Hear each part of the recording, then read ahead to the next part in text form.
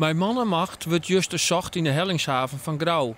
Florine Timmer, die met haar vriendin met de boot op vakantie wie, kwam net waarom naar een jongetje stappen. Om 11:08 wordt het lichaam voen, een grote skok van de bootjemensen in de haven. Ja, heel erg voor de ouders. Daar hebben wij het jood al een paar keer omgegaan. We hebben zelf ook allebei de baan. Ja, dat is gewoon heel erg het ergste wat je ook komen kan. Ja. En als dan het famkijk zelf voortjes gaan, dat is een heel moeilijk moment. Ja. Heel veel sterkte van de nabestaanden. De politie ziet het naar het sjoegen, die het wat meer vertellen kennen, maar die binnenhaast net te vinden. Wol docht Joert naar onderzoek blikken dat het famke net toch een misdrijf om het leven komen is. Wij gaan er echt uit van een fataal ongeluk. Zij is waarschijnlijk op zoek geweest naar hun eigen zeilbootje. Dacht dat ze er al was, is toch de verkeerde haven opgelopen en is ze in het water gevallen. Juster wie de hellingshaven vanwege de ziekactie oorsletten, maar intussen weten de vakantiegangers de havens van Grauw weer te vinden.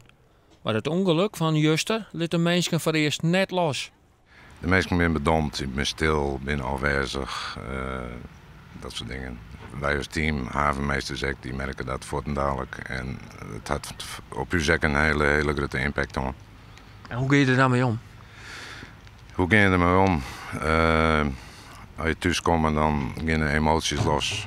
De familie en vrienden van het slachtoffer binnen Juster opvang terug de gemeente. Maandje is er een bijeenkomst voor alle medewerkers van Waasterhem die het belutsen west hebben bij de ziekactie.